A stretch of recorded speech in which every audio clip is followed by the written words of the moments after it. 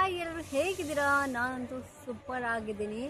So ಇವತ್ತು ವಿಷಯ ಬಂದು, ನೀವು ಮೂವಿ ಅಥವಾ ಸೀರಿಯಲ್ಸ್ ಯಾವುದೇ ರೀತಿಯ ಆಡಿಷನ್ಗೆ ಹೋಗಬೇಕು ಅಂತ ಇದ್ದಾಗ ದಯವಿಟ್ಟು ನಾವು ಹಾಕುವಂತಹ ರಿಕ್ವೈರ್ಮೆಂಟ್ನ ನೋಡಿದ ಮೇಲೆ ಡಬಲ್ ವೆರಿಫಿಕೇಷನ್ ಮಾಡಬೇಕು. ಯಾಕಂತ ಹೇಳಿದ್ರೆ, ಈಗ ನಾನೇನೋ ಬಂತು ಫಾರ್ವರ್ಡ್ ಮೆಸೇಜ್ ಅಂತ ನಾನು ಹಾಕಿರ್ತೀನಿ, ಅದನ್ನು ಫುಲ್ಲು ತಿಳ್ಕೊಳ್ದೆ ಹೋದಾಗ ಏನಾಗುತ್ತೆ ಅಂತ ಹೇಳಿದ್ರೆ ನಿಮ್ಮ ದುಡ್ಡು ಹೋಗುವ ಚಾನ್ಸಸ್ ಇದೆ. ಅದು ಹೇಗೆ ಅಂತ ಹೇಳಿದ್ರೆ, ನೀವು ಆಡಿಷನ್ಗೆ ಅಂತ ಹೋಗ್ತೀರಾ, ಅಲ್ಲಿದ್ದಂತಹ ಜನಗಳೇನು ಮಾಡ್ತಾರೆ, ನಿಮಗೆ ಚಾನ್ಸ್ ಕೊಡಿಸ್ತೀನಿ ಅಂತ ಹೇಳ್ಬಿಟ್ಟು ಭರವಸೆ ಕೊಡ್ತಾರೆ, ಸ್ವೀಟ್ ಟಾಕ್ಸ್ ಕೊಡ್ತಾರೆ, ಸಿಹಿ ಮಾತುಗಳಿಂದ ನಿಮ್ಗೆ ಏನು ಮಾಡ್ತಾರೆ ಹೇಳಿ, ಮೋಸ ಮಾಡುವ ಚಾನ್ಸಸ್ ಇದೆ. 100% ಮೋಸ ಮಾಡ್ತಾರೆ ಅಂತಲ್ಲ, ಬಟ್ 98% ನಿಮಗೆ ಮಾಡ್ತಾರೆ ಮೋಸನ. ಅದಕ್ಕೋಸ್ಕರ ಯಾವುದೇ ಆಡಿಷನ್ಗೆ ಹೋದ್ರೂ ದುಡ್ಡು ಕೊಡಬೇಡಿ. ಫ್ರೀ ಆಡಿಷನ್ಸ್ ಇದ್ದರೆ ಮಾಡಿ, ಇವತ್ತಲ್ಲ ನಾಳೆ ಅವಕಾಶ ಅನ್ನೋದು ಸಿಕ್ಕೇ ಸಿಗುತ್ತೆ. ಓಕೆನಾ? ಅದಾದಮೇಲೆ ನಿಮ್ಮ ಸ್ಟೇಟಸ್ ನೋಡಿ ಹೋಗಿದ್ದು, ನೀವು ರೆಸ್ಪಾನ್ಸಿಬಲ್ ಆ ಥರ ಹೇಳಕ್ಕೆ ಬರಬೇಡಿ. ಯಾಕಂತ ಹೇಳಿದ್ರೆ ಇದು ಫಾರ್ವರ್ಡ್ ಮೆಸೇಜ್ ಆಗಿರುತ್ತೆ. ನಾವು ನಮ್ಮಿಂದ ಇನ್ನೊಬ್ಬರಿಗೆ ಹೆಲ್ಪ್ ಮಾಡೋದಕ್ಕೋಸ್ಕರ, ಅದು ಯಾವುದೇ ವೈಯಕ್ತಿಕವಾದಂತಹ ಆಡಿಷನ್ ನಮ್ಮ ಕಡೆಯಿಂದ ಇರೋದಿಲ್ಲ. ಇದನ್ನು ಒಂದು ಕ್ಲಾರಿಫಿಕೇಷನ್ ಮಾಡಬೇಕಿತ್ತು. ಇದನ್ನು ಯಾಕೆ ಹೇಳ್ತಾ ಇದ್ದೀನಿ ಅಂದರೆ, ಆಲ್ರೆಡಿ ನನ್ನ ಒಂದು ಸ್ಟೋರಿ ನೋಡಿ ಒಂದು ವ್ಯಕ್ತಿ ಹೋಗಿ ಪಾಪ ಅವನಿಗೆ ಮನಿ ಲಾಸ್ ಆಗಿದೆ. ಅವರು ಚಾನ್ಸ್ ಕೊಡಿಸ್ತೀನಿ, ಫೋಟೋಶೂಟ್ ಮಾಡಿಸ್ತೀನಿ ಅಂತ 20,000 ಕೇಳಿದ್ದಾರೆ. ಅವರು ಲಕ್ಕಿಲಿ 7,000 ಮಾತ್ರ ಕಟ್ಟಿದ್ದಾರೆ, ಇನ್ನು 13,000 ಕಟ್ಟಿಲ್ಲ. ಸೊ ಹಾಗೆ ಅವ್ರು ನನ್ನ ಕೇಳಿದರು ಏನು ಮಾಡಬೇಕು ಅಂತ. ನನಗೆ ಗೊತ್ತಿಲ್ಲ, ಈಗ ದುಡ್ಡು ಕೊಟ್ಟು ಬಂದಿದ್ದಾರೆ ಅಂತ. ನಾನು ದುಡ್ಡು ಕೊಡಬೇಡಿ ಅಂತ ಮೆಸೇಜ್ ಕೂಡ ಹಾಕಿದ್ದೆ.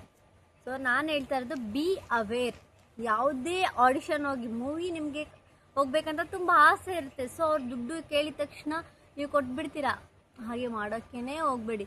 ಜೆನ್ಯೂನ್ ಇದ್ದಾರಾ ಅಥವಾ ನೀವು ಅವ್ರಿಗೆ ಹೇಳಿ, ಇಲ್ಲ ಈಗ ಹೇಗಿದ್ರು ನೀವು ಶೂಟಿಂಗ್ನ ಕೊಡಿಸ್ತೀರಾ ಅಲ್ವಾ, ಆಗ ದುಡ್ಡು ಬರುತ್ತಲ್ಲ ಅದನ್ನ ನೀವೇ ತಗೊಂಡ್ಬಿಡಿ, ನಮಗೆ ಈಗೊಂದು ಅವಕಾಶ ಕೊಡಿ ಅಂತ ಕೇಳಿ. ಯಾರು ನಿಜವಾದ ಜೆನ್ಯೂನ್ ಪರ್ಸನ್ ಇರ್ತಾರೆ ಅವ್ರು ಹೇಳ್ತಾರೆ, ಓಕೆ ನಿಮ್ಮ ಶೂಟಿಂಗ್ ಡೇಸಲ್ಲಿ ಯಾವ್ದು ಪೇಮೆಂಟ್ ಬರುತ್ತೆ ಅದು ನಾವು ತಗೊಳ್ತೀವಿ ಅಂತ. ಯಾರು ಇಲ್ಲ ಈಗಲೇ ಕಟ್ಟಬೇಕು ಈಗಲೇ ಆಗಬೇಕು ಅಂತ ಹೇಳ್ತಾರೆ, ಅವರು ಜೆನ್ಯೂನ್ ಇರೋದಿಲ್ಲ. ಸೊ ಅದನ್ನು ತಲೆಯಲ್ಲಿ ಇಟ್ಕೊಂಡು ಯಾರೆಲ್ಲ ಅವಕಾಶಕ್ಕಾಗಿ ಪ್ರಯತ್ನ ಮಾಡ್ತಾ ಇದ್ದೀರಾ, ಸೊ ಅವ್ರಿಗೆಲ್ಲ ಗುಡ್ ಲಕ್ ಅಂತ ಹೇಳ್ತಾ, ಸೊ ಕೇರ್ಫುಲ್ ಆಗಿರಿ. ಇದಂತೂ ಒಂಥರ ಮೂವಿ ಮಾಫಿಯಾ ಗರ್ಲ್ಸ್ಗಳಿಗೆ ಸೇಫ್ ಇಲ್ಲ. ಅದರಲ್ಲಿ 50-50 ಅಂತಲೇ ಹೇಳ್ಬೋದು. 50% ಪ್ರೊಡಕ್ಷನ್ಸ್ ಒಳ್ಳೆ ಇರುತ್ತೆ ಆ್ಯಂಡ್ 50% ಜೆನ್ಯೂನ್ಲಿ ಒಳ್ಳೇದಿರಲ್ಲ. ಎಕ್ಸ್ಪೀರಿಯನ್ಸ್ ಆಗಿದೆ, ಅವರು ಒಳ್ಳೆ ರೀತಿ ನಡ್ಕೊಂಡು ಮತ್ತೆ ನಮ್ಮ ಹತ್ರ ಬ್ಯಾಡಾಗಿ ಟ್ರೈ ಮಾಡ್ತಾರೆ. ಸೊ ನಾವು ನಮ್ಮ ಎಷ್ಟಿದೆ ಅಷ್ಟು ಕಂಟ್ರೋಲಲ್ಲಿ ಅವ್ರನ್ನ ಇಷ್ಟರಲ್ಲೇ ಇಟ್ಟಿರಬೇಕು, ತುಂಬ ಕ್ಲೋಸು ಆಗಬಾರ್ದು. ಸೊ ಇಷ್ಟೆಲ್ಲ ಹೇಳ್ತಾ ಇದ್ದೀನಿ. ಹಾಗೆ ಬಾಯ್ಸ್ಗಂತ ಬಂತ ಹೇಳಿದ್ರೆ ಅದು ದುಡ್ಡನ್ನು ಟ್ರೈ ಮಾಡ್ತಾರೆ. ಗರ್ಲ್ಸ್ ಹೇಳಬೇಕು ಅಂತಲೇ ಇಲ್ಲ ಏನು ಮಾಡ್ಬೋದು ಅಂತ. ಸೊ ನಿಮ್ಮ ಒಂದು ಕೈ ನಿಮ್ಮ ತಲೆ ಮೇಲೆ ಇರಬೇಕು, ಅಂದರೆ ನಿಮ್ಮ ಒಂದು ಸೇಫ್ಟಿ ಎವ್ರಿಥಿಂಗ್ ನಿಮ್ಮ ಕೈಲಿದೆ. ಸೊ ನೀವೆಷ್ಟು ಲೂಸ್ ಆಗಿರ್ತೀರಾ, ಫ್ರೀಡಮ್ ಆಗಿರ್ತೀರ, ಅವ್ರ ಜೊತೆ ಕ್ಲೋಸ್ ಆಗಿರ್ತೀರ, ಅಷ್ಟು ಅವರು ಟ್ರೈ ಮಾಡ್ತಾರೆ. ಸೊ ನಿಮ್ಮದೆಷ್ಟು ಕೆಲಸ ಅಷ್ಟು ಮಾತ್ರ ಮುಗಿಸ್ಕೊಂಡು ಹೋಗಿ ಬಂದರೆ ಸೇಫ್. ಆ್ಯಂಡ್ ಇನ್ನು ಕೆಲವರು ಕೇಳ್ತಾ ಇದ್ದಾರೆ, ನಾವು ಯಾವ ಜಿ ಕನ್ನಡ ಆಡಿಷನ್ ಎಲ್ಲಾಗುತ್ತೆ, ಕಲರ್ಸ್ ಕನ್ನಡ ಆಡಿಷನ್ ಎಲ್ಲಾಗುತ್ತೆ ಅಂತ. ಎಲ್ಲೆಲ್ಲಾಗುತ್ತೆ ಅಂತ ನಾವು ಹೇಳೋಕ್ಕಾಗಲ್ಲ, ಬಿಕಾಸ್ ಸ್ಪಾಟ್ಗಳು ಚೇಂಜ್ ಆಗ್ತಾ ಇರುತ್ತೆ. ಸೊ ಅವ್ರವ್ರ ರಿಕ್ವೈರ್ಮೆಂಟ್ ತಕ್ಕಾಗಿ ಅವ್ರು ಆಗ್ತಾ ಇರ್ತಾರೆ. ಸೊ ಅಪ್ಡೇಟ್ಸ್ ಇದ್ದರೆ ನಾನು ಹೇಳ್ತೀನಿ. ಆ್ಯಂಡ್ ನಿದ್ದೆ ಬರ್ತಾ ಇದ್ದೇವೆ. ಓಕೆ. ಆ್ಯಂಡ್ ಇನ್ನೊಂದು, ಕಾಂತಾರಕ್ಕೆ ನೀವು ಹೇಗೆ ಸೆಲೆಕ್ಟ್ ಆದ್ರಿ ಅಂತ ತುಂಬ ಜನ ಕೇಳಿದ್ರಿ. ಸೊ ಕಾಂತಾರದ ಸ್ಟೋರಿ ನಾನು ನಿಮಗೆ ಹೇಳ್ತೀನಿ. ಸೊ ಮೊದಲು ನಾನು ಕಾಂತಾರ ಫಸ್ಟ್ ಬಂತಲ್ಲ, ಅದಕ್ಕೆ ಆ್ಯಕ್ಚುಲಿ ಆರ್ಟಿಸ್ಟ್ ಬೇಕಾಗಿತ್ತು. ನಾನಾಗ ಡಿಗ್ರಿ ಓದ್ತಾ ಇದ್ದೆ. ಡಿಗ್ರಿಯಲ್ಲಿ first of all government school ಕಾಲೇಜ್ಗಳಲ್ಲಿ ಯಾವತ್ತೂ ಮಕ್ಕಳಿಗೆ ಅದರ್ ಆ್ಯಕ್ಟಿವಿಟೀಸ್ ಇಂಪಾರ್ಟೆನ್ಸ್ ಕೊಡಲ್ಲ, ಓದೋದ್ರ ಬಗ್ಗೆ ಮಾತ್ರ ಅವಕಾಶ ಜಾಸ್ತಿ ಇರೋದು. ಅದಕ್ಕೋಸ್ಕರ ನನಗೆ ರಜೆ ಸಿಗಲಿಲ್ಲ. 15ರಿಂದ 20 ದಿನದ ಶೂಟಿಂಗ್ ಅಂತ ಹೇಳಿದ್ರು. ಹಾಗೆ ಕಾಂತಾರ ಅಂತ ಹೇಳಿದ್ರೆ ನಮಗೆ ಗೊತ್ತೂ ಇರಲಿಲ್ಲ ಆ ಟೈಮಲ್ಲಿ. ಕಾಂತಾರ ಸ್ಟಾರ್ಟಿಂಗ್ ಬಂತಲ್ಲ ಅದರಲ್ಲಿ. ಸೊ ನಾನು ಬಿಟ್ಟೆ. ನನ್ನ ಜೊತೆಗಿದ್ದಂತಹ ಆರ್ಟಿಸ್ಟ್ಗಳೆಲ್ಲ ಇದ್ದಾರಲ್ಲ, ನಾವೊಂದು ಟೀಮ್ ಆರ್ಟಿಸ್ಟ್ನವ್ರು ಮಾತ್ರ ಇದ್ವಿ, ಸೆಕೆಂಡರಿ ಆರ್ಟಿಸ್ಟ್ ಈ ಥರ ಎಲ್ಲ. ಸೊ ಅವರಲ್ಲಿ ನನ್ನ ಫ್ರೆಂಡ್ಸ್ಗಳು ಎಲ್ಲರೂ ಕಾಂತಾರದಲ್ಲಿದ್ದಾರೆ. ಎಲ್ಲರೂ ಲಿಟ್ರಲಿ ರಿಷಬ್ ಸರ್ ಪಕ್ಕದಲ್ಲೇ ಇದ್ದಾರೆ. ಅದನ್ನು ನೋಡಿ ನನಗೆ ಕಣ್ಣಲ್ಲಿ ಕೂಗ್ಲಿಕ್ಕೆ ಬಂತು. ಆಗ ನಂದು ಕಾಲೇಜ್ ಮುಗ್ದಿತ್ತು. ಬಟ್ ಎಂತ ಮಾಡಲಿ, ನಾನು ಅವತ್ತು ಹೋಗಿದ್ದು ಅವ್ರು ಎಂತಕ್ಕೆ ಕರೆದ್ರು ಅಂತ ಇವತ್ತು ನನಗೆ ನೆನಪಾಯ್ತು, ರಿಯಲೈಸ್ ಆಯಿತು. ಹೋಗ್ಬೇಕಿತ್ತಲ್ಲ ಕಾಲೇಜು ಬಿಟ್ಟು ಅಂತ. ಸೊ ಅವಕಾಶ ಅಲ್ಲಿ ಮಿಸ್ ಆಯಿತು. ಅದಾದ ನಂತರ ಸೆಕೆಂಡರಿ ನಾನು ಇದು ಮಾಡಿದ್ದು ಅಂತ ಹೇಳಿದ್ರೆ ಚಾಪ್ಟರ್ 1ಗೆ ಕಾಲ್ ಬಂತು. ಸೊ ನೆಕ್ಸ್ಟ್ ಅದು ಆಡಿಷನ್ ಏನಿರಲಿಲ್ಲ ನಮಗೆ. ಸೊ ಅಲ್ಲಿ ಯಾರೋ ಬಂದರು ಅದಕ್ಕೆ. ಸೊ ಆಡಿಷನ್ ಎಲ್ಲ ಇರಲಿಲ್ಲ, ಡೈರೆಕ್ಟ್ ನಾವು ಹೋಗಿ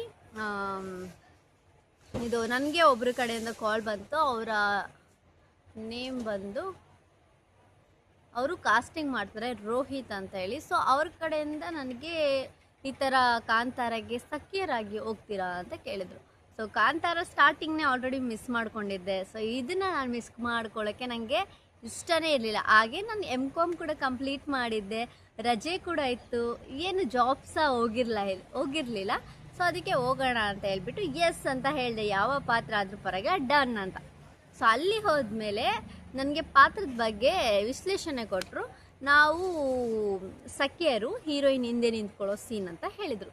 ತುಂಬ ಖುಷಿ ಆಯಿತು. ಆ್ಯಂಡ್ ನಮ್ಮನ್ನ ಯಾವ ಥರ ಸೆಕೆಂಡರಿ ಆರ್ಟಿಸ್ಟ್ ಈ ಥರ ಎಲ್ಲ ಇದೆ, ಜೂನಿಯರ್ ಆರ್ಟಿಸ್ಟ್, ಸೆಕೆಂಡರಿ ಆರ್ಟಿಸ್ಟ್ ಈ ಥರ ಇದೆ. ಸೊ ಅದರಲ್ಲೇ ಸೆಕೆಂಡರಿ ಆರ್ಟಿಸ್ಟಾಗಿ ನಾವು ಹೋಗಿದ್ವಿ. ಸೊ ನಮಗೆ ಪೇಮೆಂಟ್ ಅಂತ ನೀವು ಕೇಳಿದ್ರೆ 3.5 ಅಂತ ಹೇಳಿದರು. ಬಟ್ ನಮಗೆ ಕೊಟ್ಟಿದ್ದು ಆ್ಯಕ್ಚುಲ್ ಆಗಿ 2K ಕೊಟ್ಟರು.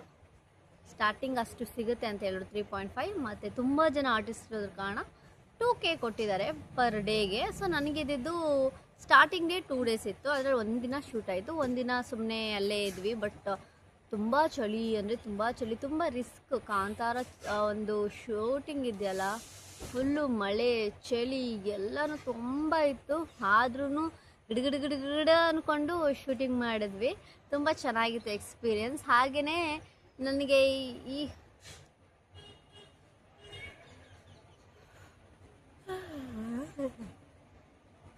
ರಾಹುಲ್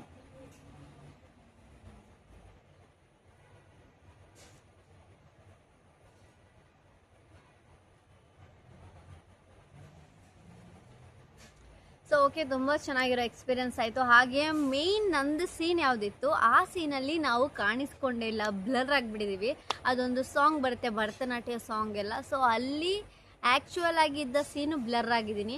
ಆ್ಯಂಡ್ ಅವರು ಸುಮ್ಮನೆ ನಾವು ಸಖಿಯರಿದ್ದು ಅಲ್ವಾ, ಎಕ್ಸ್ಟ್ರಾ ಆರ್ಟಿಸ್ಟ್ ಇದ್ದರು ಅಂಥೇಳಿ ಸುಮ್ಮನೆ ಅಲ್ಲಿ ಒಂದು ಇಲ್ಲಿ ಒಂದು ಅಂತೇಳಿ ನಿಲ್ಲಿಸಿದ್ರು. ಆ ಒಂದು ಸೀನ್ ನಮ್ಮ ಸೀನೇ ಅಲ್ಲ. ಫಸ್ಟ್ ಆಫ್ ಆಲ್ ಅಲ್ಲಿ ಆ ಸೀನ್ ಉಂಟಲ್ಲ, ಫುಲ್ ಸ್ಕ್ರೀನಲ್ಲಿ ರಿಷಬ್ ಸರ್ ಇಲ್ಲಿದ್ದಾರೆ, ನಾನು ಈ ಸೈಡ್ ಇದ್ದೀನಿ. ಆ್ಯಂಡ್ ಹೀರೋಯಿನ್ ಬರಬೇಕಾದ್ರೂ ಕೂಡ ಒಂದು 2 ಸೀನಲ್ಲಿ ಕಾಣಿಸ್ಕೊಳ್ತೀನಿ, 2 ಸೀನ್ ಕಾಣಿಸ್ಬೋದು. ಬಟ್ ಇಡೀ ಸ್ಕ್ರೀನಲ್ಲಿ ನಾನು ತುಂಬ ಚೆನ್ನಾಗಿ ಕಾಣಿಸ್ತೀನಿ.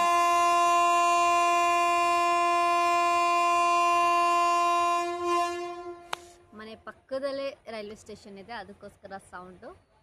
ಓಕೆ, ಇಡೀ ಸ್ಕ್ರೀನಲ್ಲಿ ನಾನು ಕಾಣಿಸ್ಕೊಂಡಿದ್ದಂಟಲ್ಲ, ನಾನು ಕಂಡುಹಿಡಿಲಿಲ್ಲ, ನನ್ನ ಅಮ್ಮ ಕಂಡುಹಿಡ್ದಿದ್ದಾರೆ.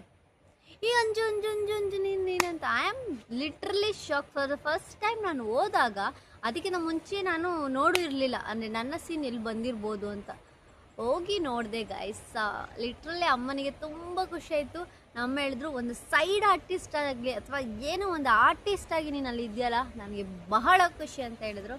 ಸೊ ಅದಕ್ಕಿಂತ ದೊಡ್ಡ ಖುಷಿ ಯಾವುದಿದೆ. ಹಾಗೆಯೇ ಅವಕಾಶ ಅನ್ನೋದು ಆಗ ಮಿಸ್ ಆಗಿತ್ತು ಚಾಪ್ಟರ್ ಸ್ಟಾರ್ಟಿಂಗ್ ಬಂದಾಗ. ಬಟ್ ಚಾಪ್ಟರ್ 1ಅಲ್ಲಿ ನನಗೆ ಅವಕಾಶ ವಾಪಸ್ಸು ತಿರುಗಿ ಬಂತು. So I am so lucky. ಅದೇ ಥರ ನಿಮಗೂ ಕೂಡ ಒಂದಲ್ಲ ಒಂದು ದಿನ ನೀವು ಏನು ಆಸೆ ಪಟ್ಟಿರ್ತೀರ ಅದು ಸಿಕ್ಕೇ ಸಿಗುತ್ತೆ. ಸ್ವಲ್ಪ ವೆಯ್ಟ್ ಮಾಡಿ ಅಷ್ಟೇ. ಬನ್ನಿ, ಟ್ರೈನ್ ತೋರಿಸ್ತೀನಿ ನೋಡಿ. ಟ್ರೈನ್ ನೋಡಿ,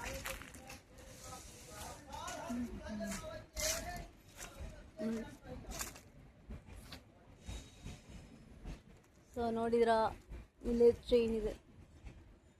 ಇಷ್ಟೇ ನಮ್ಮ ಮನೆ ಹತ್ತಿರನೇ.